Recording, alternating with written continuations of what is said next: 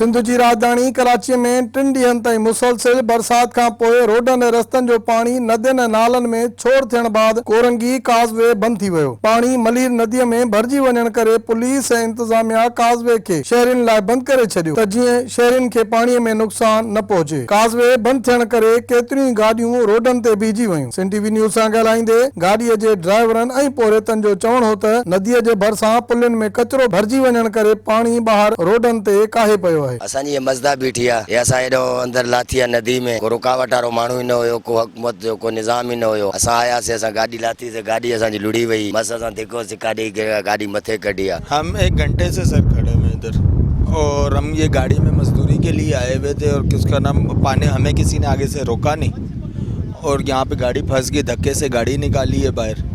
ये पानी बहुत ज़्यादा मुश्किलात है इधर, अभी भी बहुत पानी है। गाड़ी हमारी कि उसका नाम वहाँ जाते जाते बच गई है, तो हमारा ड्राइवर अच्छा था जिसने काबू कर ली। ज़ाहिर बात है यहाँ पुल होना चाहिए जैसे ये पानी की मिकदार है, और फिर कुछ यहाँ के सफाई वफाई नहीं है कि चलो सफाई हो तो कोई पानी जाने का रास्ता हो। और बाकी घंटा हो गया हमें यहाँ खड़े हुए, ना कोई रोक टोक है ना कुछ है, बस जलालत ही है सबके लिए। ड्राइवरनि मुतालबो कयो आहे त काज़वे जे पुलियुनि मां गंद ऐं कचरो साफ़ कयो वञे त जीअं रोड ऐं रस्ता खुली सघनि। बिल्कुलु काज़वे बंदि थी वञण करे शहरी मुश्किलातुनि खे मुंहुं ॾियण ते मजबूर थी विया आहिनि।